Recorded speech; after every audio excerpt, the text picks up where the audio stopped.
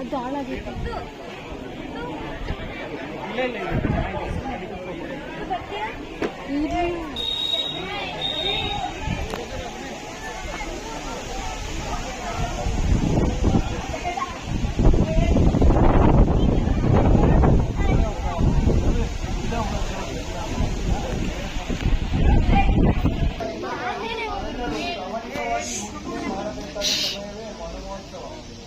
ಎಲ್ಲರಿಗೂ ಶುಭ ಮಧ್ಯಾಹ್ನ.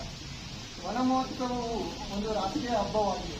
ಇದನ್ನು 1950ರಲ್ಲಿ ಪ್ರಾರಂಭಿಸಲಾಗಿದೆ. ಈ ಹಬ್ಬದ ಮುಖ್ಯ ಉದ್ದೇಶವು ಪರಿಸರ ಸಂರಕ್ಷಣೆಗಾಗಿ ಜಾಗೃತಿ ಮೂಡಿಸುವುದಾಗಿದೆ. ವನ ಮಹೋತ್ಸವದ ಸಂದರ್ಭದಲ್ಲಿ ದೇಶಾದ್ಯಂತ ವೃಕ್ಷಾರೋಪಣ ಕಾರ್ಯಕ್ರಮಗಳನ್ನು ಹಮ್ಮಿಕೊಳ್ಳಲಾಗುತ್ತದೆ. ವೃಕ್ಷಗಳು ಮಾನವ ಜೀವಿತಕ್ಕೆ ಅತ್ಯವಶ್ಯಕವಾಗಿರುವ ಆಮ್ಲಜನಕವನ್ನು ಉತ್ಪಾದಿಸುತ್ತವೆ ಮತ್ತು ಪರಿಸರ ಸಮತೋಲನವನ್ನು ಕಾಪಾಡುವಲ್ಲಿ ಮಹತ್ವವಾದ ಪಾತ್ರ ವಹಿಸುತ್ತವೆ. ಇಂದಿನ ಈ ವಿಶೇಷ ಕಾರ್ಯಕ್ರಮದಲ್ಲಿ ನಾವು ವನಮಹೋತ್ಸವದ ಉದ್ದೇಶ, ಅದರಿಂದ ಮಾನವ ಕುಲಕ್ಕೆ ಆಗುವ ಉಪಯೋಗಗಳನ್ನು ತಿಳಿಸಲಿದ್ದೇವೆ. ಈ ಕಾರ್ಯಕ್ರಮವನ್ನು ರೈತಗೀತೆ ಮೂಲಕ ಚಾಲನೆಯನ್ನು ನೀಡುತ್ತಿದ್ದೇವೆ.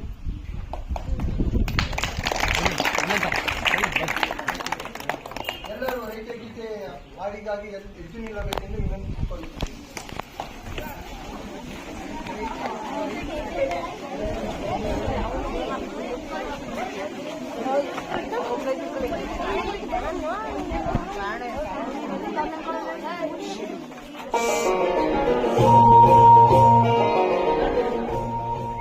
ನೇಗಿಲ ಹಿಡಿದ ಹೊಲಗಳು ಹಾಡುತ್ತ ಉಳುವ ಯೋಗಿಯ ನೋಡಲ್ಲಿ,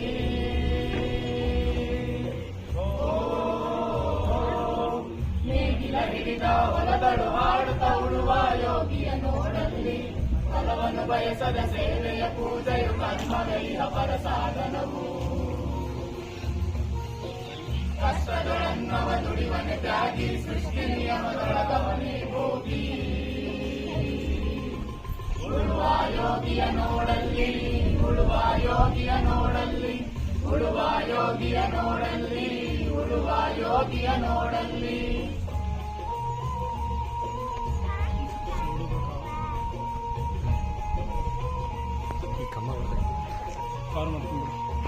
ಲೋಕದೊಳೇನೆ ನಡೆಯುತ್ತಲಿರಲಿ ತನ್ನಿ ಕಾರ್ಯವ ಬಿಡನೆಂದು, ರಾಜ್ಯಗಳು ದಿಸಲಿ ರಾಜ್ಯ ಕರಳಿಯಲಿ ಹಾರಲಿ ಗದ್ದುಗೆ ಮುಕುಟಗಳು. ಮುತ್ತಿಗೆ ಹಾಕಲಿ ಸೈನಿಕರೆಲ್ಲ, ಮುತ್ತಿಗೆ ಹಾಕಲಿ ಸೈನಿಕರೆಲ್ಲ, ಬಿತ್ತುಳುವುದನವ ಬಿಡುವುದೇ ಇಲ್ಲ, ಬಿತ್ತುಳುವುದನವ ಬಿಡುವುದೇ ಇಲ್ಲ. ಉಳುವ ಯೋಗಿಯ ನೋಡಲ್ಲಿ, ಉಳುವ ಯೋಗಿಯ ನೋಡಲ್ಲಿ, ಉಳುವ ಯೋಗಿಯ ನೋಡಲ್ಲಿ, ಉಳುವ ಯೋಗಿಯ ನೋಡಲ್ಲಿ.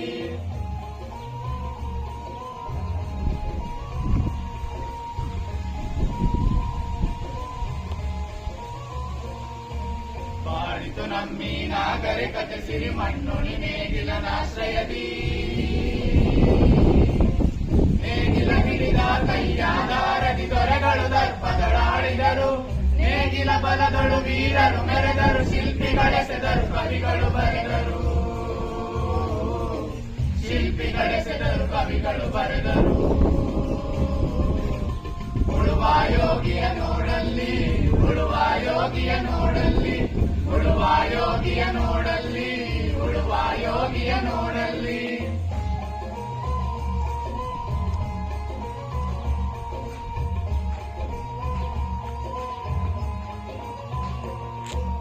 ಯಾರು ಅರಿಯದ ನೇಗಿಲ ಯೋಗಿಯ ಲೋಕಕ್ಕೆ ಅನ್ನವ ನೀಯುವನು. ಹೆಸರನ್ನು ಬಯಸದೆ ಅತಿ ಸುಖ ಬೆಳೆಸದೆ ದುಡಿವನು ಗೌರವ ಕಾಶಿಸದೆ. ನೇಗಿಲ ಕುಲದೊಳಗಡಗಿದೆ ಕರ್ಮ, ಓಹೋ ನೇಗಿಲ ಕುಲದೊಳಗಡಗಿದೆ ಕರ್ಮ, ನೇಗಿಲ ಮೇಲೆ ನಿಂತಿದೆ ಧರ್ಮ, ನೇಗಿಲ ಮೇಲೆ ನಿಂತಿದೆ ಧರ್ಮ. ಉಳುವ ಯೋಗಿಯ ನೋಡಲ್ಲಿ, ಉಳುವ ಯೋಗಿಯ ನೋಡಲ್ಲಿ, ಉಳುವ ಉಳುವ ಯೋಗಿಯ ನೋಡಲ್ಲಿ ಉಳುವ ಯೋಗಿಯ ನೋಡಲ್ಲಿ ಉಳುವ ಯೋಗಿಯ ನೋಡಲ್ಲಿ ಉಳುವ ಯೋಗಿಯ ನೋಡಲ್ಲಿ ಉಳುವ ಯೋಗಿಯ ನೋಡಲ್ಲಿ ಉಳುವ ಯೋಗಿಯ ನೋಡಲ್ಲಿ. ಟೀಕೆಯನ್ನು ಆಡಿದ ನನ್ನ ಸಹಪಾಠಿಗಳಿಗೆ ಧನ್ಯವಾದಗಳು.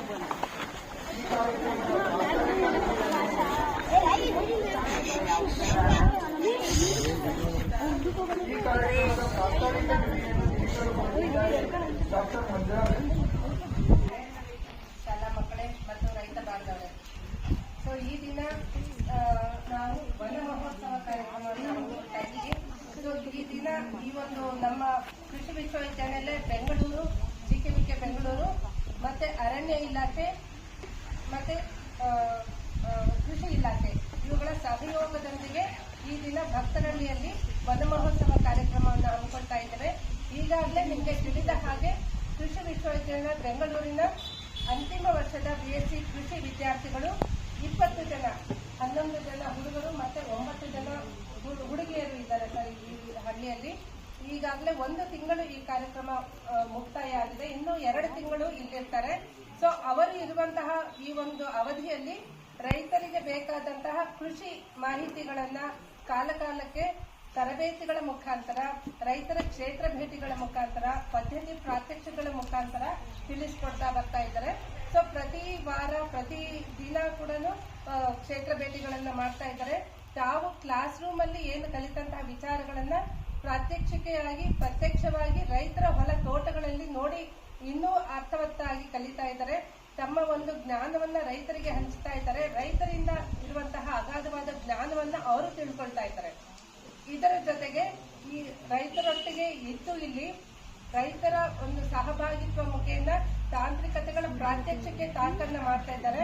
ಸುಮಾರು ಒಂದು 40ಕ್ಕೂ ಹೆಚ್ಚು ವಿವಿಧ ಜಾತಿಯ ಬೆಳೆಗಳು ಮತ್ತು ತಳಿಗಳ ಒಂದು ಪ್ರಾತ್ಯಕ್ಷಿಕೆ ತಾಕನ್ನ ಮಾಡ್ತಾ ಇದ್ದಾರೆ ರೈತರ ಒಂದು ಕ್ಷೇತ್ರದಲ್ಲಿ. ಇದರ ಜೊತೆಗೆ ಮಾಹಿತಿ ಕೇಂದ್ರವನ್ನ ಪ್ರಾರಂಭಿಸಿದ್ದಾರೆ. ಇದು ಒಂದು ತಾಂತ್ರಿಕ ಮಾಹಿತಿ ಕೇಂದ್ರ. ನಮ್ಮ ಒಂದು ಎಥಿಕ್ಸ್ಗಳು ಏನಿರ್ತಾರೆ ಯೂನಿವರ್ಸಿಟಿಯಲ್ಲಿ, ಅದೇ ರೀತಿಯಲ್ಲಿ ಎಲ್ಲ ಅಂದ್ರೆ ಈಗ ಬೀಜೋಪಚಾರದಿಂದ ಹಿಡಿದು ಬೀಜ, ಸೂಕ್ಷ್ಮ ಜೀವಿ ಶಾಸ್ತ್ರದಿಂದ ಹಿಡಿದು ಸಸ್ಯ ಸಂರಕ್ಷಣೆ, ಬೇಸಾಯ ಶಾಸ್ತ್ರ, ತೋಟಗಾರಿಕೆ, ಪಶುಸಂಗೋಪನೆ, ಕೊಯ್ಲೋತ್ತರ ತಂತ್ರಜ್ಞಾನಗಳು, ಆಹಾರ ವಿಜ್ಞಾನ, ಪೌಷ್ಟಿಕಾಂಶಗಳ ಕುರಿತು ಮತ್ತು ಈಗ ಕೃಷಿಗೆ ಸಂಬಂಧಿತವಾದಂತಹ ಇತರೆ ಚಟುವಟಿಕೆಗಳು, ರೇಷ್ಮೆ ಕೃಷಿ, ಪಶುಸಂಗೋಪನೆ, ಇದು ಜೊತೆಗೆ ಮತ್ತೆ ತ್ಯಾಜ್ಯಗಳ ಒಂದು ಚೆನ್ನಾಗಿ ಹೇಗೆ ಉತ್ಕೃಷ್ಟವಾಗಿ ಮಾಡಬೇಕು ಅನ್ನೋದ್ರ ಜೊತೆ ನಿಟ್ಟಿನಲ್ಲಿ ಕಾಂಪೋಸ್ಟ್ ತಯಾರಿಕೆ, ಎರೆಹುಳು ಗೊಬ್ಬರ, ಈ ತರ ತಾಂತ್ರಿಕತೆಗಳನ್ನು ಕೂಡ ಮಾಡ್ತಾ ಇದ್ದಾರೆ. ಮೌಲ್ಯವರ್ಧಿತ ಪದಾರ್ಥಗಳನ್ನ ಹೇಗೆ ಮಾಡಬೇಕು, ಮಾರ್ಕೆಟಿನಲ್ಲಿ ಹೆಚ್ಚು ಆದಾಯವನ್ನು ಹೇಗೆ ಗಳಿಸಬೇಕು ಅನ್ನುವಂತಹ ವಿಷಯಗಳನ್ನ ತಿಳಿಸ್ಕೊಡ್ತಾ ಬರ್ತಾ ಇದ್ದಾರೆ. ಸೊ ಈ ಒಂದು ನಿಟ್ಟಿನಲ್ಲಿ ಈ ದಿನ ನಾವು ಅರಣ್ಯ ಇಲಾಖೆ ಮತ್ತೆ ಕೃಷಿ ವಿಶ್ವವಿದ್ಯಾನಿಲಯದ ಜೊತೆಗೆ ಕೃಷಿ ಇಲಾಖೆಯ ಸಹಯೋಗದೊಂದಿಗೆ ಭಕ್ತರಳ್ಳಿಯಲ್ಲಿ ಈ ದಿನ ವನ ಮಹೋತ್ಸವವನ್ನು ಇಟ್ಕೊಂಡಿದ್ದೀವಿ. ಈ ಕಾರ್ಯಕ್ರಮಕ್ಕೆ ಎಲ್ಲರೂ ಆಗಮಿಸಿದ್ರೆ ತುಂಬಾ ಸಂತೋಷವಾಗ್ತಾ ಇದೆ. ಈ ಕಾರ್ಯಕ್ರಮ ಯಾಕೆ ಮಾಡ್ತಾ ಇದ್ವಿ ಅನ್ನೋ ಒಂದು ಪರಿಚಯನ ಮತ್ತೆ ಎಲ್ಲರೂ ಕೂಡ ಹಂಚಿಕೊಳ್ಳಲಿಕ್ಕಿದ್ದಾರೆ. ಸೊ ಈ ಕಾರ್ಯಕ್ರಮದ ಉದ್ದೇಶವನ್ನ ಹೇಳಲಿಕ್ಕೆ ಅವಕಾಶ ಕೊಟ್ಟಿದ್ದಕ್ಕಾಗಿ ಎಲ್ರಿಗೂ ಒಂದಷ್ಟು ನನ್ನ ಮಾತನ್ನು ಮುಗಿಸ್ತಾ ಇದ್ದೇನೆ.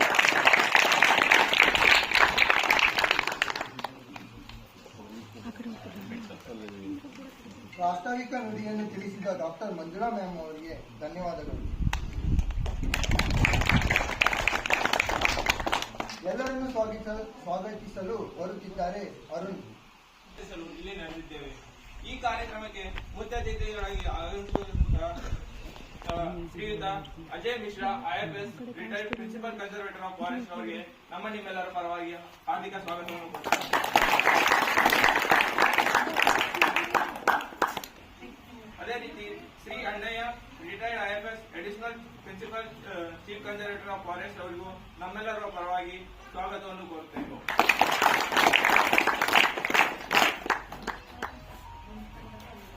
ಅದೇ ರೀತಿ ಶ್ರೀ ಅಶ್ವಥಯ್ಯ, ರಿಟೈರ್ಡ್ DCF ಅವರಿಗೂ ಸ್ವಾಗತವನ್ನು ಕೋರುತ್ತೇವೆ.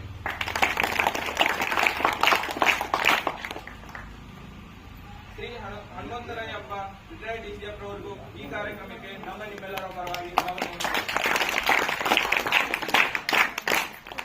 ಶ್ರೀಯುತ AB ಪಾಟೀಲ್, ಕೃಷಿ ಮಂತ್ರಿಗಳ ವಿಶೇಷ ಕರ್ತವ್ಯ ಅಧಿಕಾರಿಗಳು ಕರ್ನಾಟಕ ಸರ್ಕಾರ ಇವರಿಗೂ ನಮ್ಮ ನಿಮ್ಮೆಲ್ಲರ ಪರವಾಗಿ ಸ್ವಾಗತವನ್ನು ಕೋರುತ್ತೇನೆ.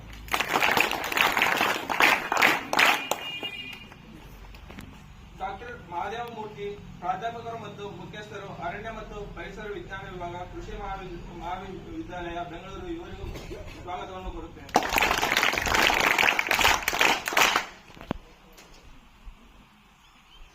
ಡಾಕ್ಟರ್ ರಿಂಕು ವರ್ಮಾ, ಅರಣ್ಯಶಾಸ್ತ್ರ ಪ್ರಾಧ್ಯಾಪಕರು, ಕೃಷಿ ವಿಶ್ವವಿದ್ಯಾಲಯ, ಬೆಂಗಳೂರು ಇವರಿಗೂ ನಮ್ಮ ನಿಮ್ಮೆಲ್ಲರ ಪರವಾಗಿ ಸ್ವಾಗತವನ್ನು ಕೋರುತ್ತೇನೆ. ಶ್ರೀಯುತ ಕಿಶೋರ್, ಗ್ರಾಮ ಪಂಚಾಯಿತಿ ಸದಸ್ಯರು, ಇವರ ಅನುಪಸ್ಥಿತಿಯಲ್ಲಿ ಇವರಿಗೂ ಕೂಡ ಸ್ವಾಗತವನ್ನು ಕೋರುತ್ತೇನೆ. ಈ ಕಾರ್ಯಕ್ರಮದ ಅಧ್ಯಕ್ಷತೆಯನ್ನು ವಹಿಸಿರುವಂತಹ ಶ್ರೀ ಸಿದ್ದೇಗೌಡ ಬಿಜಿ, ನಿವೃತ್ತ ಕಾರ್ಯನಿರ್ವಾಹಕ ಇಂಜಿನಿಯರ್ ಇವರಿಗೂ ನಮ್ಮ ನಿಮ್ಮೆಲ್ಲರ ಪರವಾಗಿ ಸ್ವಾಗತವನ್ನು ಕೋರುತ್ತೇನೆ.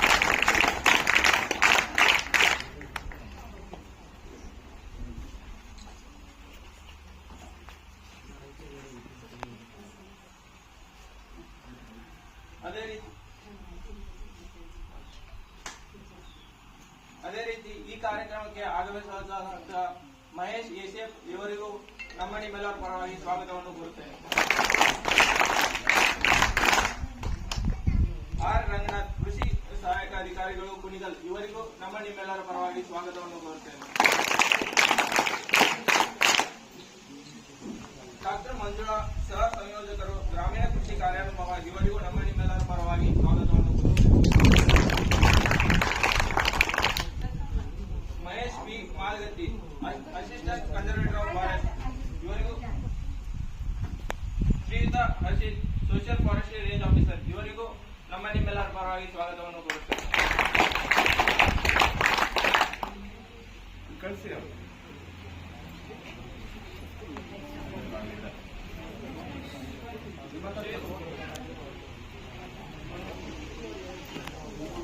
ಮನೋಡಿ, ಡೆಪ್ಯೂಟಿ ರೇಂಜ್ ಫಾರೆಸ್ಟ್ ಆಫೀಸರ್ ಇವರಿಗೂ ಕಾರ್ಯಕ್ರಮಕ್ಕೆ ನಮ್ಮ ನಿಮ್ಮೆಲ್ಲರ ಪರವಾಗಿ ಸ್ವಾಗತವನ್ನು ಕೋರುತ್ತೇನೆ.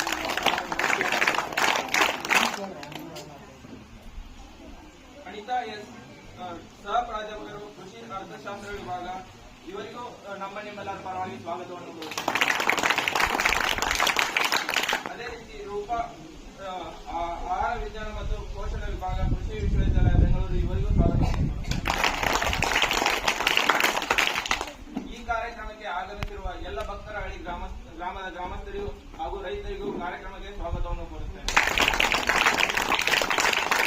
ಅದೇ ರೀತಿ ಕಾರ್ಯಕ್ರಮಕ್ಕೆ ಆಗಮಿಸಿರುವ ಸರ್ಕಾರಿ ಹಿರಿಯ ಮತ್ತು ಕಿರಿಯ ಪ್ರಾಥಮಿಕ ಶಾಲೆ ಭಕ್ತರಹಳ್ಳಿ ಶಿಕ್ಷಕರಿಗೆ ಹಾಗೂ ವಿದ್ಯಾರ್ಥಿಗಳಿಗೆ ನಮ್ಮ ನಿಮ್ಮೆಲ್ಲರ ಪರವಾಗಿ ಸ್ವಾಗತವನ್ನು ಕೋರುತ್ತೇನೆ. ನನ್ನ ಎಲ್ಲ ಸಹಪಾಠಿಗಳು ಕಾರ್ಯಕ್ರಮಕ್ಕೆ ಸ್ವಾಗತವನ್ನು ಕೋರುತ್ತೇನೆ.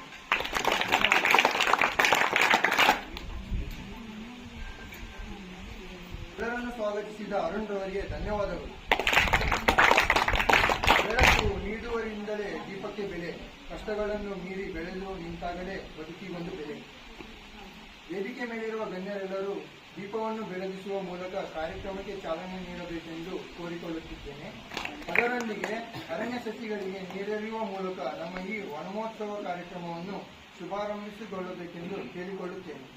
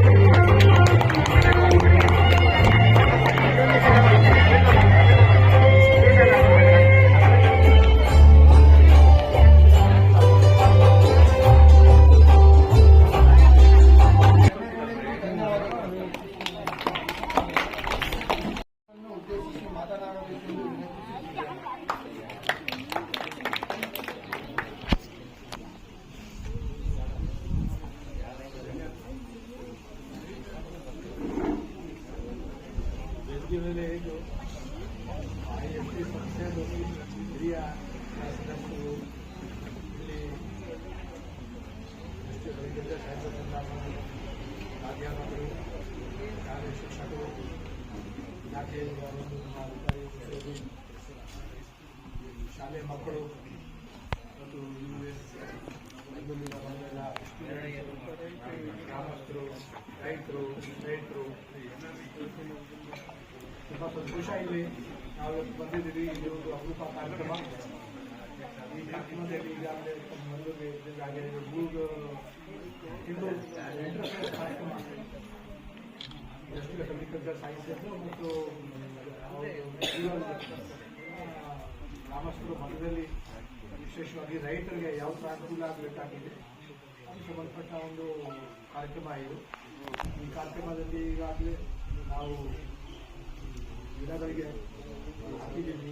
ನಮ್ಮ ಒಂದು ಟ್ರೀ ಪ್ಲಾಂಟಿಂಗ್ ಕಾರ್ಯಕ್ರಮ ಕೂಡ ಅವರು ಮಾಡ್ತಾರೆ.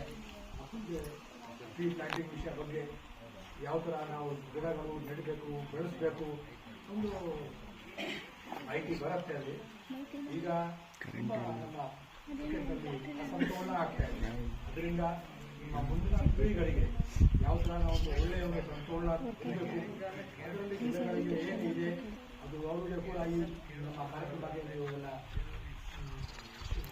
ಇನ್ವಾಲ್ವ್ ಮಾಡಿದ್ದೀರ. ತುಂಬ ಒಳ್ಳೆಯದು. ಮಕ್ಕಳು ಇದರಿಂದ ತುಂಬ ಇದು ಬರುತ್ತೆ.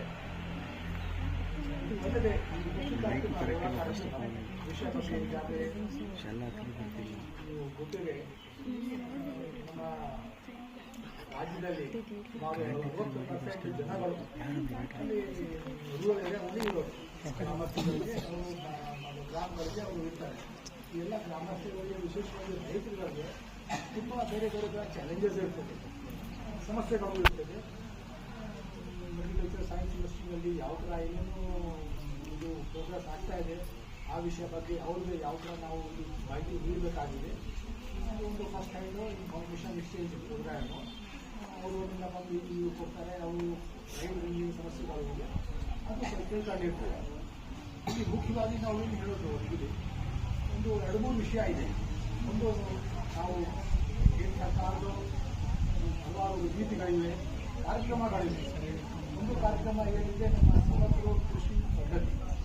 ನಾವು ಮಾತ್ರ ನಮ್ಮ ಕೃಷಿ ಬೆಳೆಗಳಿಗೆ ಬೆಳೆಸಿದರೆ ಅದರಿಂದ ನಮಗೆ ಎಷ್ಟು ಆದಾಯ ಬರುತ್ತೆ ಮತ್ತು ಅದರಲ್ಲಿ ಯಾವ ಥರ ಆಗುವ ಸೇಫ್ಟಿ ಇರ್ತದೆ, ಸಿಕ್ಯೂರಿಟಿ ಇರ್ತದೆ ಅಂತ ನಾವು ಅದರ ಜೊತೆ ತೋಟಗಾರಿಕೆದು, ರೇಷ್ಮೆದು ಅಥವಾ ಪಶುಸಂಗೋಪನೆಗೆ ಸಂಬಂಧಪಟ್ಟ ಅಥವಾ ಅಗ್ರೋ ಫಾರೆಸ್ಟ್ರಿದು ಎಲ್ಲ ಕೂಡಿ ಯಾವ ಥರ ಮಾಡಬೇಕಾಗಿದೆ ಅದು ಮಾಡಿದರೆ ರೈತರಿಗೆ ಒಂದು ಒಳ್ಳೆಯ ಆದಾಯ ಬರುತ್ತೆ.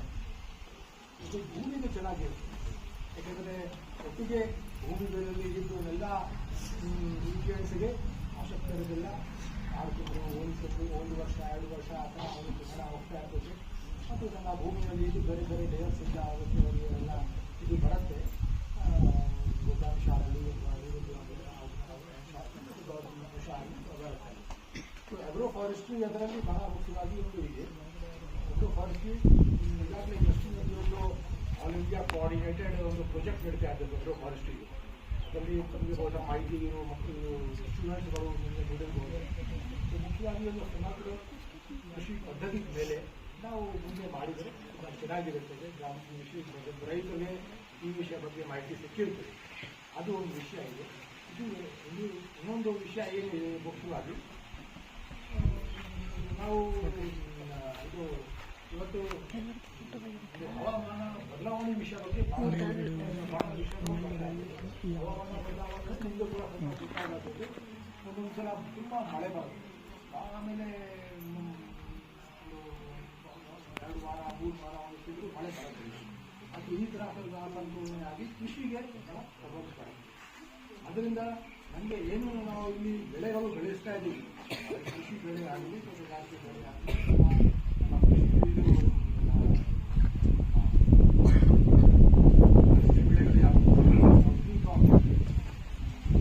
ಅದು ಒಂದು ಅದರಲ್ಲಿ ಬಹಳ ಒಳ್ಳೆಯದು. ಅದಕ್ಕೆ ಮುಖ್ಯವಾಗಿ ಒಂದು ಪಾತ್ರ ಇದೆ. ನಾವು ಯಾವುದು ತಳಿಗಳು ಯೂಸ್ ಮಾಡಬೇಕಾಗಿದೆ, ಯಾವುದು ಬೀಜಗಳು ಯೂಸ್ ಮಾಡಬೇಕಾಗಿದೆ ಅದು ಮುಖ್ಯವಾಗಿ ಒಂದು ವಿಷಯ ಇದೆ.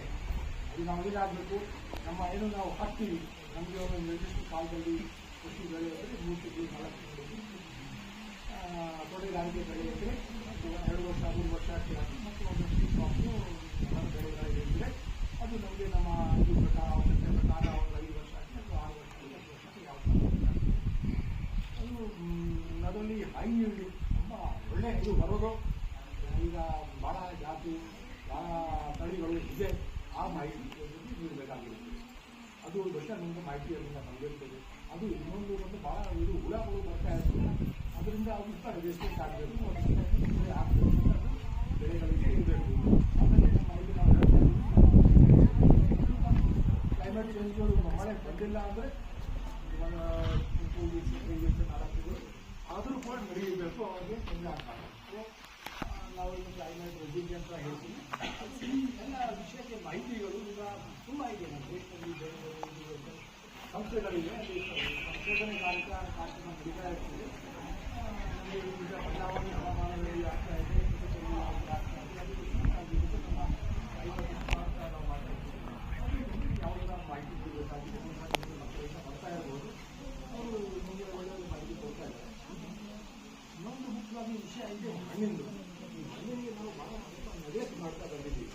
ಅಂದರೆ ಮಣ್ಣಿಂದ್ರೆ ಎಲ್ಲ ಬರೋದು, ಈ ಮಣ್ಣು ರಚನೆ ಆಗೋದು ಸಾವಿರಾರು ವರ್ಷದಲ್ಲಿ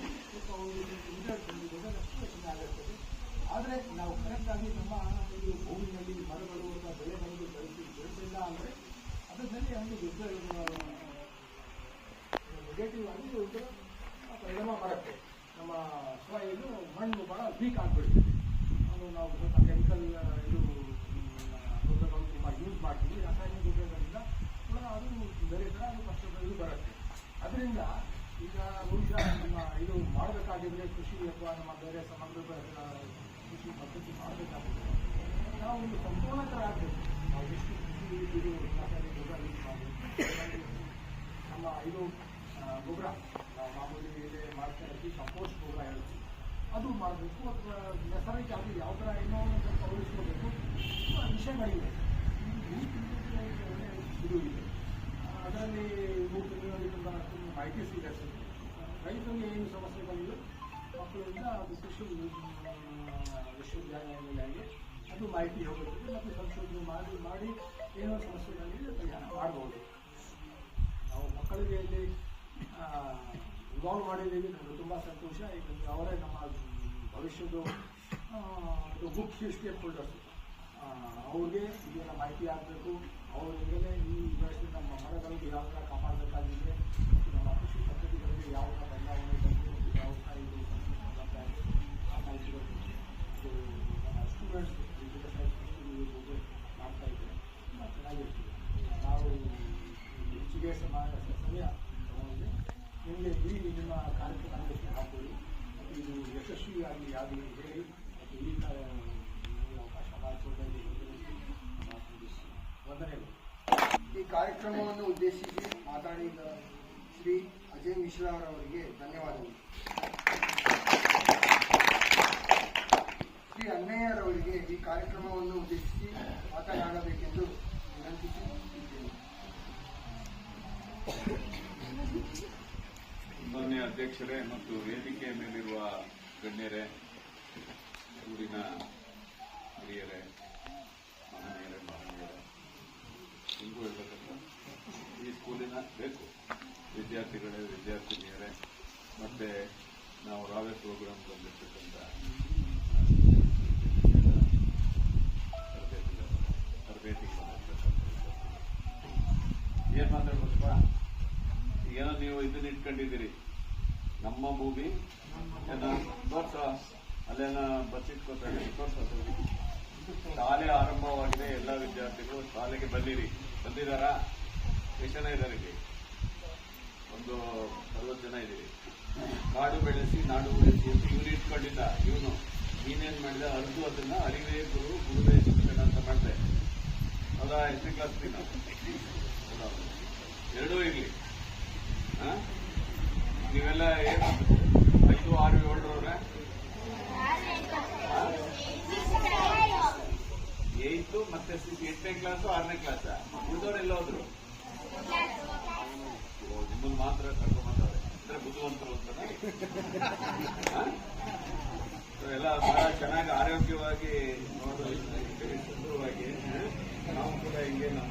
ಇನ್ನೊಂದು ಇರ್ಲಿ.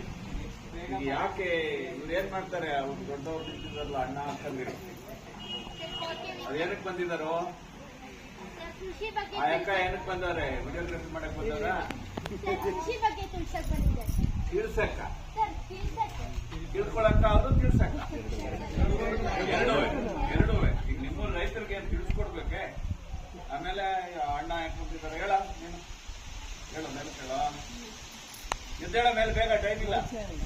ಆ ಅಣ್ಣಂದಿರು ಬಂದವರೆಲ್ಲ ಇದೇ ಮರ ಮಾಡ್ಕೊಂಡು ನಿಂತಾರ, ಯಾಕೆ ಬಂದವರು? ಫ್ಯೂಚರ್ ಬಗ್ಗೆ ತಿಳಿಸ್ತಾರ, ತಿಳಿಸ್ಕೊಟ್ರೆ ಹೇಳ್ತಾರೋ? ಆಯ್ತು, ಕೂತ್ಕೊಳ್ಳಿ. ಈಗ ನೀವೆಲ್ಲ ರೈತರ ಮಕ್ಕಳ, ರೈತರು ಅಂದ್ರೆ ವ್ಯವಸಾಯ ಮಾಡೋರು. ನೀವು ಅಗ್ರಿಕಲ್ಚರ್ ಸ್ಟೂಡೆಂಟ್ಸ್ ಎಲ್ಲ ರೈತರ ಮಕ್ಕಳ ಅಥವಾ ಸಿಟಿ ಬರ್ಡ್ಸ್ ಎಷ್ಟು ಜನ ಇದ್ದೀರಿ? ಹೆಚ್ಚಿನವ್ರು ರೈತರು ಇರ್ತೀರಿ ಅಂತ ಇಟ್ಕೊಳ್ಳೋಣ. ಇದು ನಿಮಗೆ, ನಾನು ಕೂಡ MSc ಅಗ್ರಿಕಲ್ಚರ್ ಅಕಾಡೆಮಿನಲ್ಲಿ ನಮ್ಗೆ ಸಂಜಾಪುರ ಅಂತ ಎಲ್ಲಿ ಆನೆಕಲ್ ಅಲ್ಲಿದ್ವಿ, ಮೊದಲು ಬಿಟ್ಟಿದ್ರು. ಅಲ್ಲಿ ಆಯ್ತು. ಇಲ್ಲಿ ಮುಖ್ಯ ಉದ್ದೇಶ ನಿಮಗೆ ಹಳ್ಳಿನಲ್ಲಿ ಬಂದು ಸುಮ್ಮನೆ ತಿರ್ಗಾಡ್ಕೊಂಡು ಊಟ ಗಿಡ ಹಾಕ್ತಾ ಇದ್ದಾರಾ? ಯಾಕಂದ್ರೆ ಊಟ ಗಿಡ ಹಾಕ್ತೀರ ಅವ್ರಿಗೆ. ಇಲ್ಲಿ ನಿಜವಾದ ಬದುಕು ಏನಿರ್ತದೆ, ನಿಮ್ಮಲ್ಲಿ ಹೊಲ ಮನೆ ಗದ್ದೆ ಇದ್ರೂ ನಿಮ್ಮ ಅಪ್ಪ ಅಮ್ಮದಿರಿಗೆ ಅಲ್ಲಿ ದುಡಿದೇ ಇರ್ಬೋದು, ಸರಿಯಾಗಿ ನೋಡದೇ ಇರ್ಬೋದು. ಆದ್ರೆ ಇಲ್ಲಿ ರೈತರ ಮೂಲಭೂತ ಸಮಸ್ಯೆಗಳೇನಿರ್ತದೆ, ಬೆಳೆ ಬೆಳೆಯುವುದಿರ್ಬೋದು, ಬೆಳೆ ರಕ್ಷಣೆ ಮಾಡ್ಕೊಳ್ಳೋದು, ಅದನ್ನ ಮಾರುಕಟ್ಟೆ ಮಾಡ್ತಕ್ಕಂಥದ್ದು, ಇವುಗಳನ್ನ ಇಲ್ಲಿ ಪ್ರತ್ಯಕ್ಷವಾಗಿ ನೋಡಿ ಕಲೀಲಿ ಅಂತ ನಿಮ್ಗೆ ಎಷ್ಟು ದಿನ ಮೇಡಮ್? 3 ತಿಂಗಳು ಇದ್ದೀರಾ ಇಲ್ಲಿ. ಮಧ್ಯ ಹೊಡೋಕ್ ರಜೆ ತಗೋತೀರಾ? 3 ತಿಂಗಳು ಇಲ್ಲಿ ಉಳಿಬೇಕು ನೀವು. ಮೇಸ್ಟ್ರು ಕಂಡಾಗ ಹೊರಟು ಹೋದ್ರೆ ಅದು ಪ್ರಯೋಜನ ಆಗಲ್ಲ. ಇಲ್ಲಿ ಹೋಗಲ್ವಾ? ಇದ್ದು ನಿಮ್ ಮನೆ ಒಳಗಡೆ ಏನ್ ನಡೆಯುತ್ತೆ, ಮನೆ ಹೊರಗಡೆ ಏನ್ ನಡೆಯುತ್ತೆ, ಹೊಲ ತೋಟ ಗದ್ದೆನಲ್ಲಿ ಯಾವ ರೀತಿ ಬೆಳೆ ಬೆಳೀತಾರೆ, ಇದನ್ನ ನೀವು ಯಾವ ರೀತಿ ಸುಧಾರಿಸಬಹುದು, ಅಗ್ರಿಕಲ್ಚರ್ ಗ್ರಾಜ್ಯುಯೇಟ್ಸ್ ಆಗಿ ಮುಂದೆ ಯಾವ ರೀತಿ ಸುಧಾರಿಸಬಹುದು ಅನ್ನೋದ್ರ ಬಗ್ಗೆ ಎಬ್ರು ಕೊಡೋದು ತಗೊಳ್ಳೋದು, ಈ ಕೆಲಸ ಒಂದು ಆಗ್ಬೇಕಾಗ್ತದೆ. ನೀವೆಲ್ಲ ಅವ್ರಂಗ ಆಗ್ಬೇಕು ಅಂತೀರಾ, ನಮ್ಮಂಗ ಆಗ್ಬೇಕು ಅಂತೀರಾ? ಅವರಂಗಾಗಿ ಆಮೇಲೆ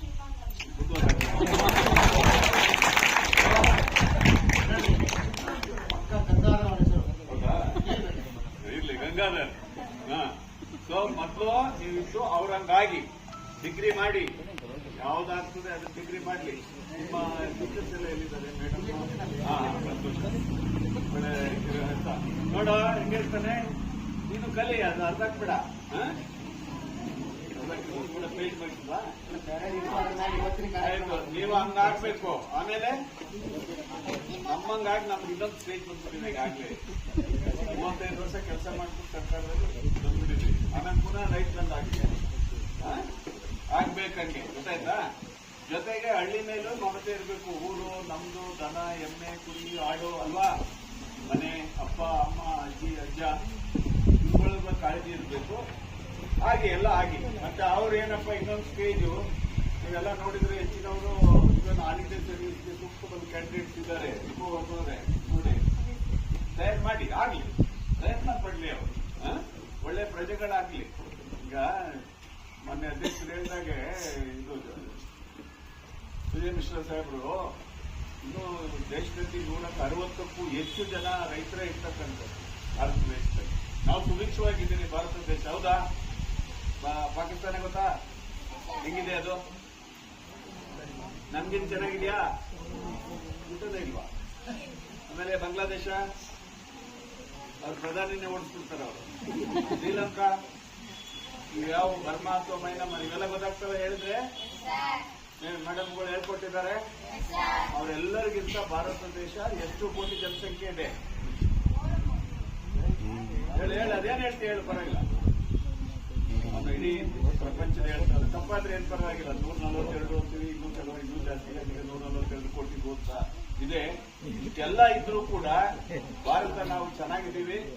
ಹಳ್ಳಿಗಳ ದೇಶ ಆದ್ರೂ ತುಂಬಾ ಇದೆ. ಇಂಥ ಒಂದು ಪರಿಸರದಲ್ಲಿ ಏನು ಮರ ಗಿಡ ಬೆಳೆ ಎಲ್ಲ ನೋಡಿದ್ರು ಸಮೃದ್ಧವಾಗಿದೆ. ಈಗ ಅಫ್ಕೋರ್ಸ್ ಈ ಸರಿ ಬೇಸಿಗೆ ನೋಡಿದ್ರೆ ಕಣ್ಣೀರು ಬರ್ತಿತ್ತು. ಈ ಅಡಿಕೆ ಮರ, ತೆಂಗಿನ ಮರ ಎಲ್ಲ ಕೆಲವೆಲ್ಲ ಈ ಬೇಸಿಗೆಲ್ಲೇ ಹೋಗೋ ಅಂತ ಕಾಣಿಸುತ್ತೆ ನಮ್ಮ. ಮತ್ತೆ ಇನ್ನೊಂದು, ಈ ಊರಿನಲ್ಲಿ ದೊಡ್ಡ ದೊಡ್ಡ ವ್ಯಕ್ತಿಗಳು ವಿದ್ಯಾಭ್ಯಾಸ ಮಾಡಿ ಇದ್ರಲ್ಲಿದ್ರು. ನಿಮ್ಗೆ ಗೊತ್ತಿರ್ಲಿಕ್ಕಿಲ್ಲ, ಭೈರಪ್ಪನವರು ಅಂತ ಹೇಳಿ ಜಿಲ್ಲಾ ನ್ಯಾಯಾಧೀಶರಾಗಿದ್ರು. ದೊಡ್ಡವ್ರು ಗೊತ್ತಿರ್ಬೋದು. ಅವರು ಇದೇ ಊರ್ನವರು, ಇನ್ನೂ ಕೂಡ ಇಂಜಿನಿಯರ್ಸ್ ಇದ್ದಾರೆ. ಬೇಕಾದಷ್ಟು ಆತರ ಆಗ್ಬೇಕು ನೀವು, ಹೌದಾ? ಯಾರಾದ್ರೂ ಮಂತ್ರಿ ಆಗ್ಬೇಕು ಅಂತಿದ್ದೀರಾ? ಕೈ ಹತ್ರ ಮಂತ್ರಿ ಆಗೋದು ಬೇಡವಾ? ಯಾಕ್ರೋ? ಒಳ್ಳೆ ಶಿಕ್ಷಣ ಮಂತ್ರಿ ಆಗ್ರೋ, ಎಜುಕೇಶನ್ ಮಿನಿಸ್ಟರ್ ಆಗಿ ಅದು ಅವರು ಆಗ್ಬೋದು. ಎಲ್ಲಾ ತರದಲ್ಲೂ ಬೇಕು ನಮ್ಗೆ. ಬರೇ ಈ IAS IFS ಮಾಡೋದು ಒಂದೇ ಅಲ್ಲ, ಡಾಕ್ಟರ್ ಇಂಜಿನಿಯರ್ಸ್ ಆಗೋದು ಅಲ್ವೇ ಅಲ್ಲ. ಉತ್ತಮ ರೈತರಾದ್ರೂ ಸಂತೋಷನೇ. ಉತ್ತಮ ರೈತರಾಗಿ ಉತ್ತಮ ಬೆಳೆ ಬೆಳೆದ್ರೆ ಅದು ಕೂಡ ಮುಖ್ಯ. ಅದ್ರ ಜೊತೆಲಿ ಏನಪ್ಪಾ ಅಂದ್ರೆ ರೈತರ ಬೆಳೆ ಏನಿದೆ ಅದರಲ್ಲಿ ನೀವು ಈ ಮರಗಿಡಗಳನ್ನು ಬೆಳೆಸಿ, ಬರ ಈ ತರ ಏನಾದ್ರು ಬಂದು ಉಪಯೋಗ ಆಗ್ತದೆ ಅಂತ. ಮರದ ಉಪಯೋಗ ಎಲ್ಲ ಗೊತ್ತಲ್ಲ, ಭೂಮಿ ಬಗ್ಗೆ ಕಾಡಿನ ಬಗ್ಗೆ ಎಲ್ಲ ಇದನ್ನ ಮಾಡಿದಿರಿ. ಈ ಹಳ್ಳಿ ಮರ ಯಾಕೆ ನೆಟ್ಟಿದ್ದಾರಲ್ಲಿ? ಹಳ್ಳಿಕಟ್ಟೆ ಯಾಕೆ ಎಲ್ಲ ಊರು ಹಳ್ಳಿಕಟ್ಟೆ ಎಲ್ಲ ಮರದ್ದು ಕೊಡ್ತದಪ್ಪ, ಅದು ಕೊಡುತ್ತೆ. ಕನ್ನಡದಲ್ಲಿ ಬೇರೆ ಮರಗಳ ಆಮ್ಲಜನಕ ಬಿಡಲ್ವಾ?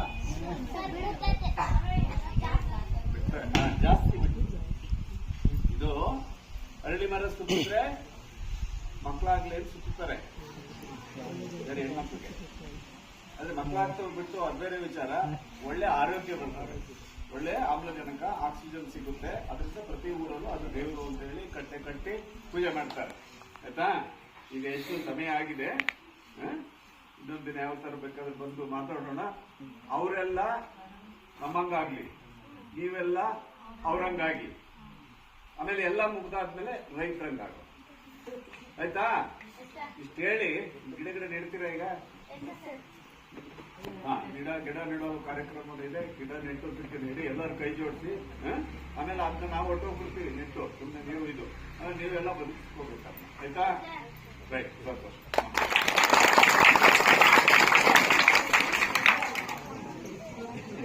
ನಮ್ಮ ಗ್ರಾಮೀಣ ಕೃಷಿ ಕಾರ್ಯಕ್ರಮದ ಅನುಭವ ಮತ್ತು ನಮಗೆ ಹಾಗೂ ಮಕ್ಕಳಿಗೆ ಮಾರ್ಗದರ್ಶನ ನೀಡಿದ ಶ್ರೀ ಅಣ್ಣಯ್ಯರವರಿಗೆ ಧನ್ಯವಾದಗಳು. ಶ್ರೀ ಪಾಟೀಲ್ ಅವರಿಗೆ ಈ ಕಾರ್ಯಕ್ರಮವನ್ನು ಉದ್ದೇಶಿಸಿ ಸ್ವಲ್ಪ ಮಾತನಾಡಬೇಕೆಂದು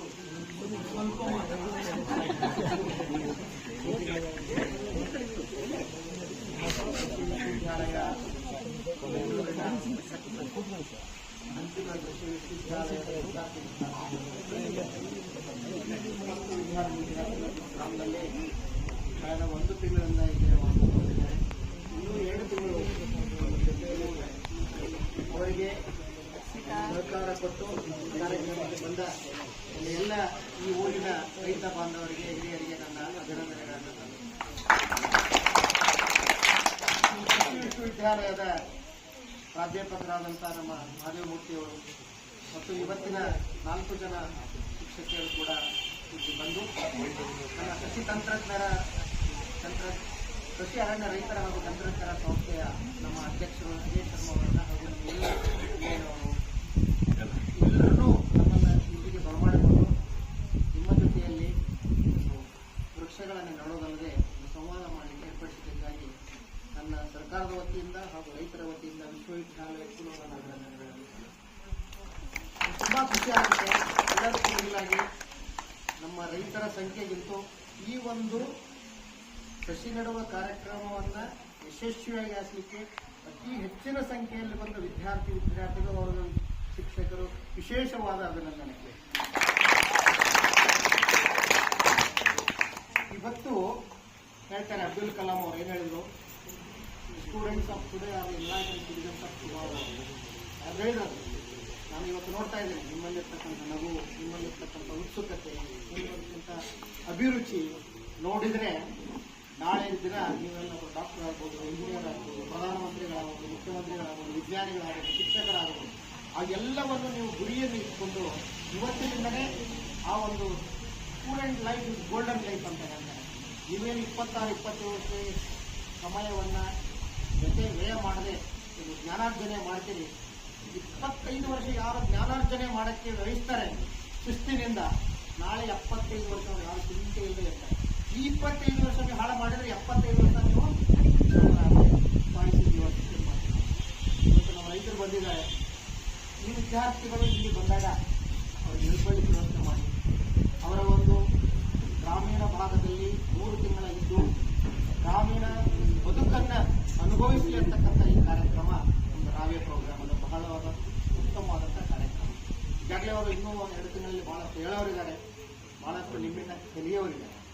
ಯಾಕಂದ್ರೆ ರೈತರ ಜೊತೆಯಲ್ಲಿ ಇದ್ದಾಗ ರೈತರ ಕಷ್ಟಗಳು, ರೈತರ ಸುಖಗಳು ಏನನ್ನೋದು ನಾವು ಹಿಂದಿನ ದಿವಸ ಇವತ್ತಿನ ಇವತ್ತೆಲ್ಲ ನೋಡಿದ್ರೆ ಖುಷಿ ಆಗುತ್ತೆ. ನಾನು ವಿದೇಶಕ್ಕೆ ಹೋಗಿ 20 ದೇಶಗಳನ್ನು ನೋಡಿ ಬಂದರೂ ಕೂಡ ನಾನು ಕಲಿಯುವಾಗ 7ನೇ 8ನೇ ತಾರೀಕು ಅಂತ ನಮ್ಗೆ ಸರಿಯಾಗಿ ಸಣ್ಣನೂ ಇರಲಿಲ್ಲ, ಎಂಜಿನ್ ಇರಲಿಲ್ಲ, ಖಾಲಿ ಕಟ್ಟಡನೂ ಇರಲಿಲ್ಲ. ಹನುಮಂತರ ಗುಡಿ ಕಲ್ತೀವಿ ನಾವು. ಬಣ್ಣ ಅಂದ್ರೆ ಅಪ್ ಪ್ಯಾಂಟ್ ಹಂಗೆ ಆ ಒಂದು ಸ್ಥಿತಿಯಲ್ಲಿ ನಾವು ಕಲ್ತೀವಿ. ಇವೆಲ್ಲ ಲಕ್ಕಿ ನಿಜವಾಗಲೂ ಒಂದು ಸರ್ಕಾರದ ಶಾಲೆಯಲ್ಲಿ ಯಾರು ಕಲಿತಾರೆ ಅವರಿಗೆ ಬಹಳಷ್ಟು ಧೈರ್ಯ ಇರ್ತದೆ.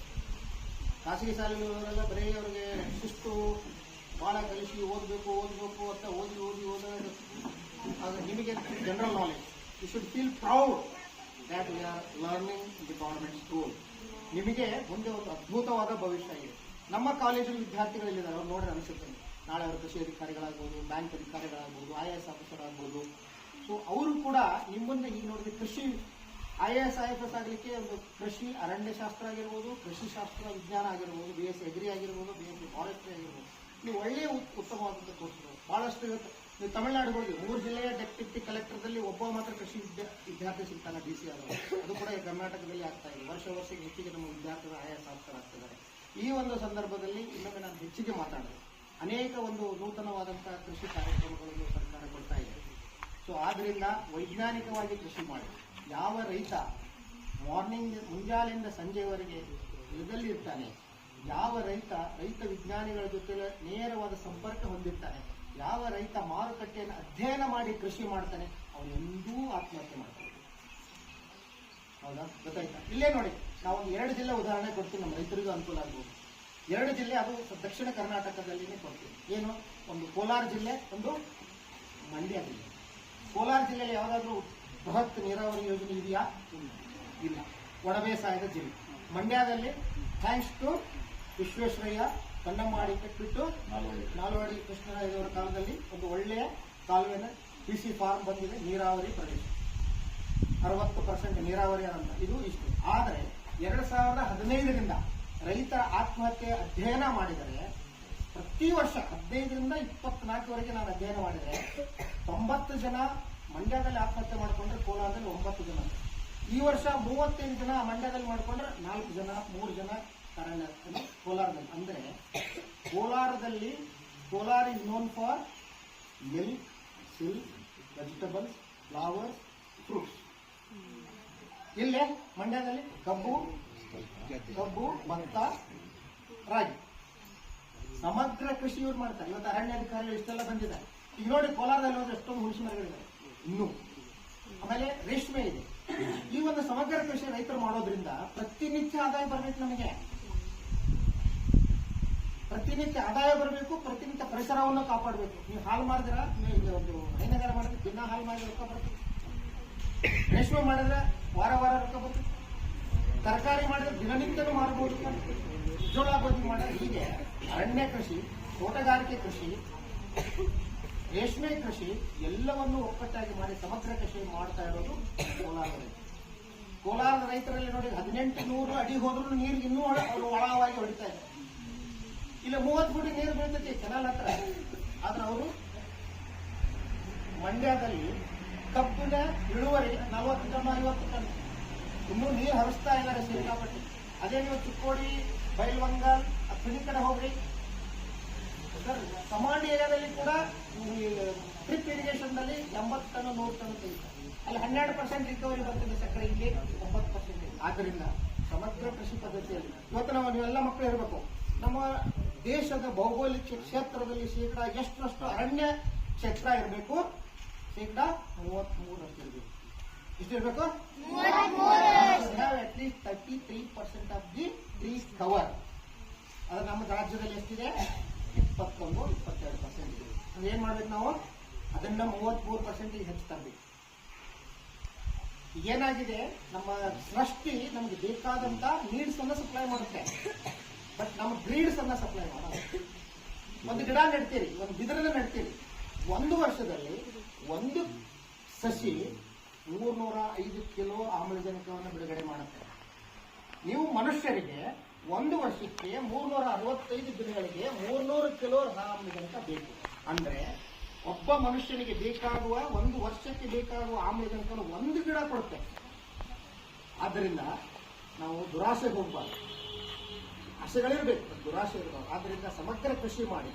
ನಾವು ಬರೀ ಕೃಷಿ ಬೆಳೆ ಮಾಡಿಬಿಟ್ರೆ ನಾವು ರೈತರು ಹೇಳ್ತಾರೆ, ₹1 ನಾವು ಖರ್ಚು ಮಾಡಿದ್ರೆ ಜೋಳ ಬೆಳೆ,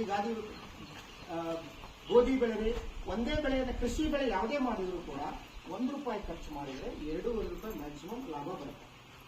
ಅದೇ ನೀವು ತೋಟಗಾರಿಕೆ ಬೆಳೆಯನ್ನು ಕೂಡಿಸಿದ್ರೆ ₹1 ಖರ್ಚು ಮಾಡಿದ್ರೆ ₹3.5 ಲಾಭ ಬರುತ್ತೆ. ಅದೇ ನೀವು ಕೃಷಿ ಬೆಳೆ, ತೋಟಗಾರಿಕೆ ಬೆಳೆಯಲ್ಲಿ ಹೈನುಗಾರಿಕೆ ಕೂಡಿಸಿದ್ರೆ ₹1 ಖರ್ಚು ಮಾಡಿದ್ರೆ 4.5 ಬರುತ್ತೆ. ಅದೇ ಕೃಷಿ, ತೋಟಗಾರಿಕೆ, ಹೈನುಗಾರಿಕೆ, ಅರಣ್ಯ ಕೃಷಿಯನ್ನು ಕೂಡಿಸಿದ್ರೆ ₹1 ಖರ್ಚು ಮಾಡಿದ್ರೆ ₹5 ರಿಂದ $6 ಲಾಭ ಬರುತ್ತೆ. ಆದ್ದರಿಂದ ಸಮಗ್ರ ಕೃಷಿಯನ್ನ ಮಾಡಿ, ಲಾಭದಾಯಕ ವೈಜ್ಞಾನಿಕ ಸಮಗ್ರ ಕೃಷಿಯನ್ನು ಮಾಡಿ ರೈತರು ಮುಂದೆ ಬರಬೇಕು. ನೀವು ಕೂಡ ನೆಲ, ಜಲ, ದೇಶ ಅಭಿಮಾನದಿಂದ. ಇವತ್ತು ನಾನು ಬೇರೆ ದೇಶಗಳಿಗೆ ಹೋದಾಗ, ಸ್ಕೂಲ್ಗಳಿಗೆಲ್ಲ ಹೋಗಿದ್ದೆ ನಾನು ಅಮೆರಿಕದಲ್ಲಿ. ಅಲ್ಲಿ ಸ್ಕೂಲಿಗೆ 5 star, 6 star, 7 star, 9 star, 10 star ranking ಕೊಡ್ತಾರೆ. ನಾನು ನ್ಯೂ ಜೆರ್ಸಿನಲ್ಲಿ ಒಂದು 7 ಸ್ಕೂಲಿಗೆ ಹೋದೆ. ಅಮೆರಿಕದಲ್ಲಿ ಯಾವ ಶಾಲೆಯಲ್ಲಿ 50%ಕ್ಕಿಂತ ಹೆಚ್ಚು ಮಕ್ಕಳು ಭಾರತ ದೇಶದವರಿದ್ದಾರೆ, ಆ ಸ್ಕೂಲಿಗೆ ಮಾತ್ರ 9, 10 ರ್ಯಾಂಕಿಂಗ್ ಬಂದಿದೆ. ಇನ್ನೊಂದು ಕಾಲ ಇತ್ತು, ಇಡೀ ಜಗತ್ತಿನಲ್ಲಿ ನಮ್ಮ ಮನುಷ್ಯ ಜಾತಿಯಲ್ಲಿ ಅತ್ಯಂತ ಜಾಣರು ಅಂದ್ರೆ ಜ್ಯೂಸ್ ಮತ್ತು ಇಸ್ರಾಯೇಲ್ದ ಜ್ಯೂಸ್ ಅಂತ ಹೇಳ್ತೀವಿ, ಯಹೂದಿಗಳಂತ ಹೇಳ್ತೀವಿ. ಆದ್ರೆ ಟುಡೇ ಭಾರತೀಯ ನಾಗರಿಕರು, ಅಮೆರಿಕಾದಲ್ಲಿ ನೆಲೆಸಿದಂತ ನಾಗರಿಕರು ಜಾಗತಿಕವಾಗಿ ಅತ್ಯಂತ ಜಾಣರು ಅಂತ ಹೇಳ್ತಾ ಇದ್ದಾರೆ. ಅದಕ್ಕೆ you should feel proud of being Indian. ಆದ್ರಿಂದ ದೇಶಾಭಿಮಾನ ಇರಬೇಕು. ಶಿಕ್ಷಣ ಅದಕ್ಕೆ ಎಂದೂ ನೀವು ಅಡೆತಡೆ ಮಾಡಬಾರದು. ಜ್ಞಾನಾರ್ಜನೆಗಾಗಿ ಸಂಪೂರ್ಣ ನಯ ಮಾಡಿ ಮುಂದೆ ಈ ರೀತಿಯಾದಂತಹ IFS ಆಫೀಸರ್ ಇಷ್ಟು ಜನ ಬಂದಿದ್ದಾರೆ ನೋಡಿ. They have come all the way from Bangalore to your place. ಭಕ್ತರಲ್ಲಿ ಯಾಕೆ ಬಂದಿದ್ದಾರೆ? ನಿಮ್ಮ ಜೊತೆಯಲ್ಲಿ ಸಂವಾದ ಮಾಡಬೇಕು. ನಿಮಗೂ ಕೂಡ ನಮ್ಮನ್ನ ನೋಡಿ ಒಂದು ಸ್ಫೂರ್ತಿ ಬರಬೇಕು. ಮುಂದೆ ನೀವು ದೊಡ್ಡ ವ್ಯಕ್ತಿಗಳಾಗಬೇಕು. ರೈತರು ಕೂಡ ವೈಜ್ಞಾನಿಕ ಕೃಷಿ ಮಾಡಬೇಕು. ನಮ್ಮ ವಿದ್ಯಾರ್ಥಿಗಳು ಈ 3 ತಿಂಗಳಲ್ಲಿ ಕೃಷಿಕರ ಬವಣೆ ಏನು, ಕೃಷಿಕರ ಕಷ್ಟಗಳನ್ನು ಕಲಿಬೇಕಂತ ಈ ಒಂದು ಕಾರ್ಯಕ್ರಮ ಹಾಕೊಂಡಿದ್ದೀವಿ. ಅಂತ ಈ ಕಾರ್ಯಕ್ರಮಕ್ಕಾಗಿ ನಮ್ಮನ್ನೆಲ್ಲರನ್ನು ಸ್ವಾಗತಿಸಿ ಅತಿ ಒಂದು ಯಶಸ್ವಿಯಾಗಿ ಈ ಒಂದು ಕೃಷಿ ನೆಡುವ ಕಾರ್ಯಕ್ರಮ ಹಮ್ಮಿಕೊಂಡಿದ್ದಕ್ಕಾಗಿ ನನ್ನ ಎಲ್ಲ ವಿದ್ಯಾರ್ಥಿಗಳು, ಶಿಕ್ಷಕರನ್ನು ಇನ್ನೊಮ್ಮೆ ಅಭಿನಂದಿಸಿ ನನ್ನ ಮಾತಿಗೆ ವಿರಾಮ ಹೇಳ್ತೀನಿ.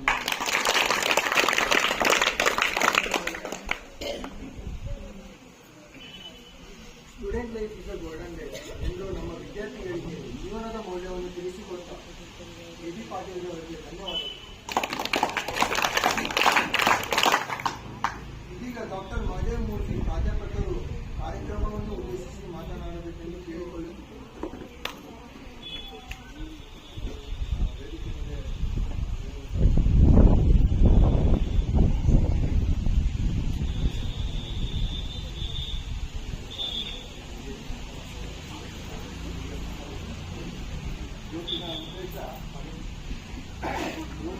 ಉದ್ದೇಶ ನಮ್ಮ ಕೃಷಿ ವಿಶ್ವವಿದ್ಯಾನಿಲಯದ ವಿದ್ಯಾರ್ಥಿಗಳು ನಮ್ಮ ಹಳ್ಳಿಯಲ್ಲಿ ಬಹುಶಃ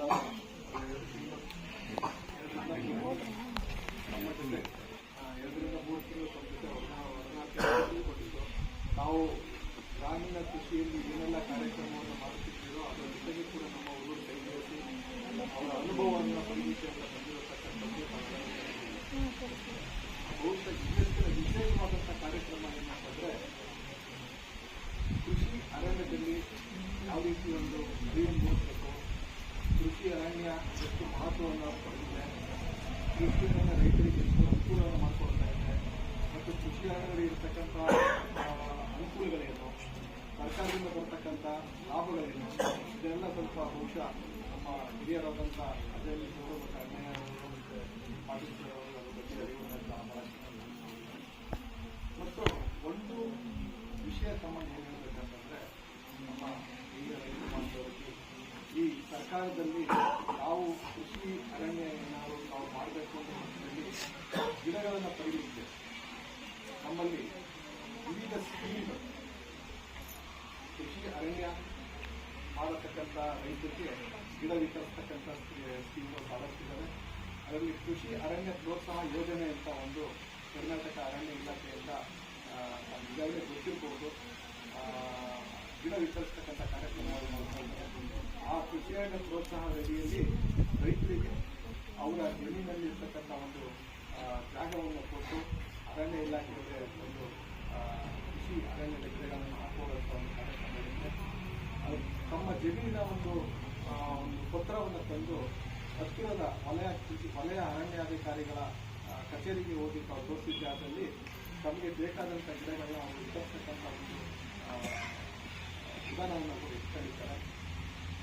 ತಮ್ಮದಿಂದ ಅವ್ರಿಗೆ ಬೇಕಾಗಿರೋ ವಿಚಾರಣೆ ತಮಗೆ ಜಮೀನಿಗೆ ಸಂಬಂಧಪಟ್ಟಂಥ ಪತ್ರ ಅದನ್ನು ತಗೊಂಡು ಹೋದಾಗ ಅವರು ಮತ್ತೆ ಮುಂಚೆನೇ ನಾನು ಇಂಥ ಗಿಡ ಬೆಳಿಬೇಕು ಅಂತ ಆಸೆ ಪಟ್ಟಿದ್ದೀನಿ, ಇಂಥ ಗಿಡನೇ ಹಾಕಬೇಕು ಅಂತ ಆಸೆ ಪಟ್ಟಿದ್ದೀನಿ ಅಂತ ತಾವು ಅವ್ರಿಗೆ ತಿಳಿಸ್ಕೊಟ್ಟಂಥ ಪಕ್ಷದಲ್ಲಿ ಅವ್ರು ಅದೇ ಗಿಡ ತರಿಸ್ಕೊಳ್ಳೋಂಥ ವ್ಯವಸ್ಥೆ ಕೂಡ ಮಾಡ್ತಾರೆ. ಅದನ್ನು ತಂದು ಆ ವರ್ಷ ಅದನ್ನ ತಾವು ತಮ್ಮ ಜಮೀನು ವಿಸ್ತರಿಸ್ತಾ ಒಂದು ಸನ್ನಿವೇಶದಲ್ಲಿ ಅವರು ಅದನ್ನ ರೆಕಾರ್ಡ್ ಮಾಡ್ತಾರೆ. ಇಂಥ ಗಿಡ ನಾವು ಇಂಥ ರೈತರು ಕೊಟ್ಟಿದ್ದೀವಿ, ಇಂಥ ವರ್ಷದಲ್ಲಿ ನಾವು ಡಿಸ್ಟ್ರಿಬ್ಯೂಟ್ ಮಾಡಿದ್ದೀವಿ, ಹಾಗಾಗಿ ಅದನ್ನು ದಾಖಲಾತಿ ಅವರ ಅರಣ್ಯ ಇಲಾಖೆಯಲ್ಲಿ ಇರ್ತದೆ. ಆ ಕೊಟ್ಟಂತ ಗಿಡ ಒಂದು ವರ್ಷದಲ್ಲಿ ಅದು ಅಲ್ಲಿ ಬಂದು ಮತ್ತೆ ಅವರು ಒಂದು ವರ್ಷ ಆದ ನಂತರ ತಮ್ಮ ಜಮೀನು ಬಂದು ನೋಡ್ತಾರೆ. ನೋಡಿದ್ರೆ ಒಂದು ಗಿಡಕ್ಕೆ 35 ರೂಪಾಯಿ ತರ ಅನುದಾನವನ್ನು ಅವರು ಸರ್ಕಾರದಿಂದ ಕೊಡ್ತಾರೆ ಒಂದು ಗಿಡಕ್ಕೆ. ಅಂಥದ್ದು ತಾವು ಒಂದು ಹೆಕ್ಟರ್ಗೆ 430-460 ಗಿಡಗಳನ್ನ ತಾವು ಹಾಕ್ಬೋದು.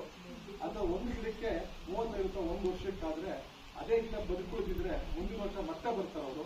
ಮತ್ತೆ ಬಂದು ನೋಡುವಾಗ ಮತ್ತೆ 35 ರೂಪಾಯಿ ಕೊಡ್ತಾರೆ. ಅಂದ್ರೆ 2 ವರ್ಷಕ್ಕೆ ಎಷ್ಟಾಯ್ತು? 70 ರೂಪಾಯಿ.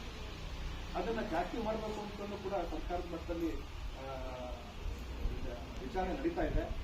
ಮತ್ತೆ ಮೂರನೇ ವರ್ಷ ಅದೇ ಬದುಕುಳಿದಿದ್ರೆ ಬಂದು ನೋಡಿದಾಗ ಅವರು 40 ರೂಪಾಯಿ ಕೊಡಬೇಕು ಅಂತ ಮಾಡ್ತಾರೆ. ಸೊ ಅದು ಜಾಸ್ತಿನೂ ಕೂಡ ಮಾಡಬೇಕು ಅಂತ ಹೇಳಿದ್ರೆ ಈ 35, 40, 50, 40,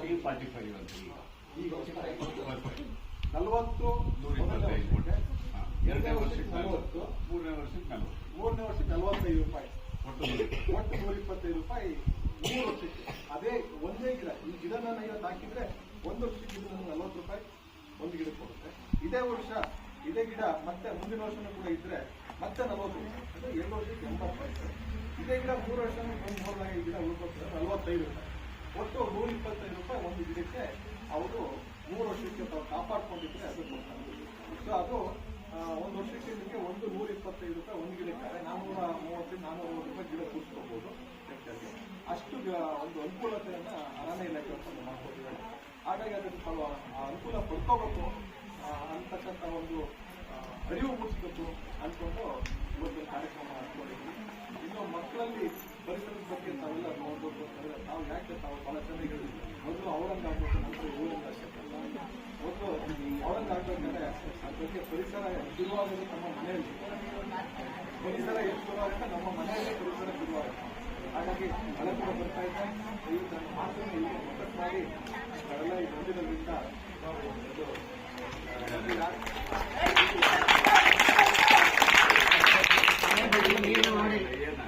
ಶುಭ ಸಂದೇಶ, ಶುಭ ಸೂಚಕ.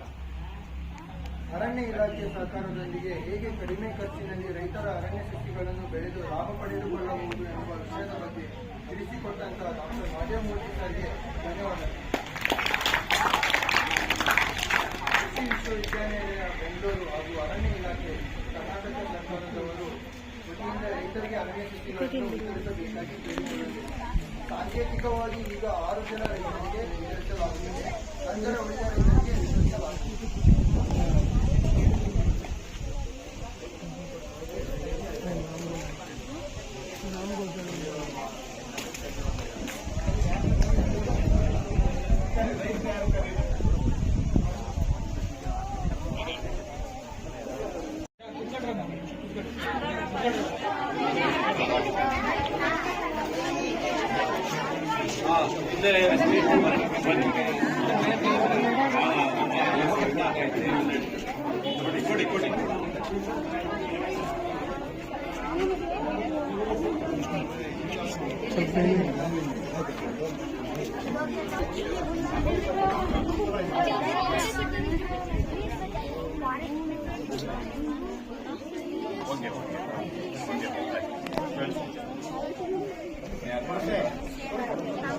ಯಾರು ವಿಷಯ ಬೇಕು ಬನ್ನಿ.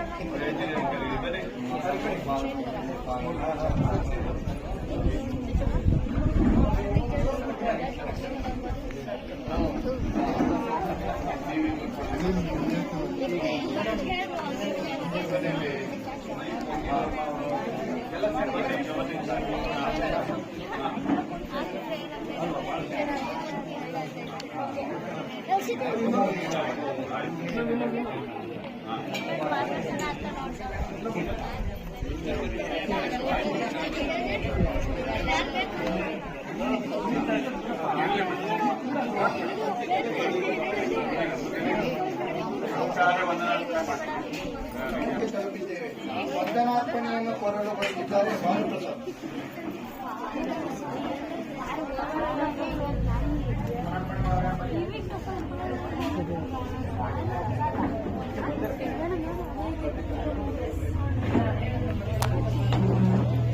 ಪ್ರತಿಯೊಂದು ಮರವು ನಮ್ಮ ಹೊತ್ತೊಯ್ಯುವ ಶ್ವಾಸದ ಮಿತಿ.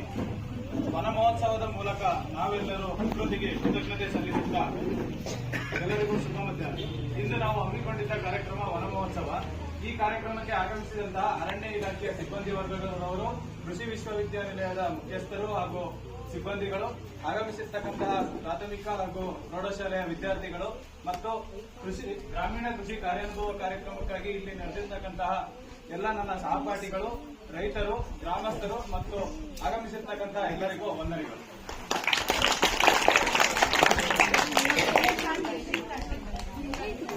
ವಂದನಾರ್ಪಣೆಯನ್ನು ಮಾಡಿದ ಭಾನುಪ್ರಸಾದ್ ಅವರಿಗೆ ಧನ್ಯವಾದಗಳು.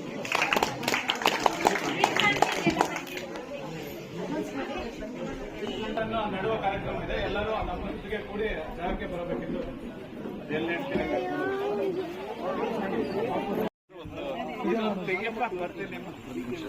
ಬನ್ನಿ. ಅಲ್ಲೊಂದು 3-4 ಜನ ಬನ್ನಿ. ಯಾವ ಕಡೆ ಬನ್ನಿ. ಇಲ್ಲಿ ಸರ್ ನೀವು ಹಾಕಿ ಸರ್, ನಾವು ನಿಂತಿರ್ತೀವಿ. ಬನ್ನಿ, ರಾವೇ ಟೀಚರ್ಸು, ರಾವೇ ವಿದ್ಯಾರ್ಥಿಗಳು ಸ್ವಲ್ಪ ಮುಂದೆ ಬನ್ನಿ. GKVK ಬ್ಲೂ ಸ್ಟಾರ್ಸ್ ಬನ್ನಿ ಮುಂದೆ ಬನ್ನಿ. ಆ ಕಡೆ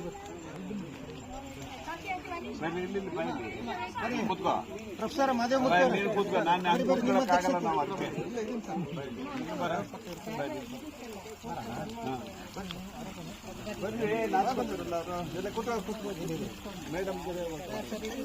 ಗಿಡಪಡ ಅಲ್ಲ ಎಲೆ ಹಿಡ್ಕೊಂಡ್ಬಿಡಪ್ಪ, ಗಿಡ ಕಟ್ಟು, ದಾರ ಕಟ್ಟು. ರೈಟ್, ಬನ್ನಿ. ನೆಕ್ಸ್ಟ್ ಗಿಡ ಹಳೆ ಗಿಡ ಅಲ್ವಾ ಇದು? ಮಣ್ಣು ಸ್ವಲ್ಪ ಯಾರ ಎಳ್ದ ಇಳಿ ಮಣ್ಣು ಬೇಡ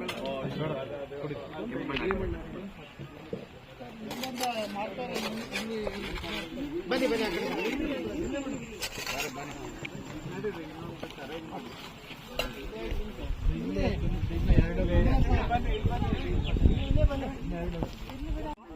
ಆ ಕಡೆ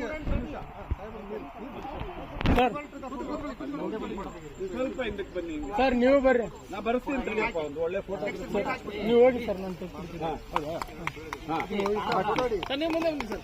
ಸರ್, ನೀವು ಬನ್ನಿ ಸರ್. ಇರಿ ಒಂದು ನಿಮಿಷ. ಇನ್ನೊಂದು ಗಿಡ ಅವ್ರು ನೀವು ಅಣ್ಣನೇ ಇರಲ್ಲ ಫೋಟೋ ಕೆಲಸ ಮಾಡಿ ನೋಡ್ರಿ, ಅಲ್ಲಿ ಕೇಳ್ತಾರೆ. ನೀವು ಮುಂದೆ ಹೋಗಿ ಬನ್ನಿ.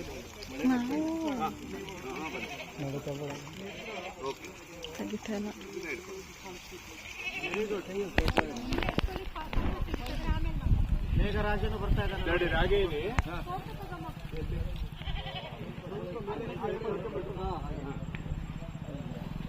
ಸ್ಟ್ರೈಟ್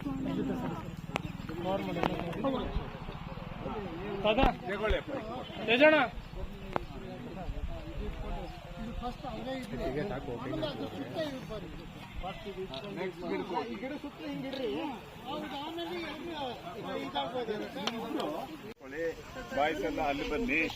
ಬನ್ನಿ ಬನ್ನಿ ಸ್ಟೂಡೆಂಟ್ಸ್, ಮಂಡಿ ಊರು ಕೂತ್ಕೊಳ್ಳಿ. ಆ ಕಡೆ ಈ ಕಡೆ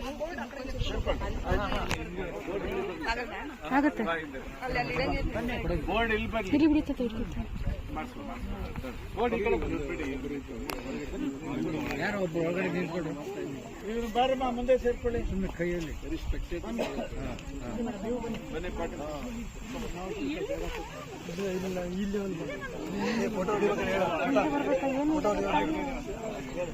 ನೀನು ವೈಡ್ ರೇಂಜಲ್ಲಿ ಫೋಟೋ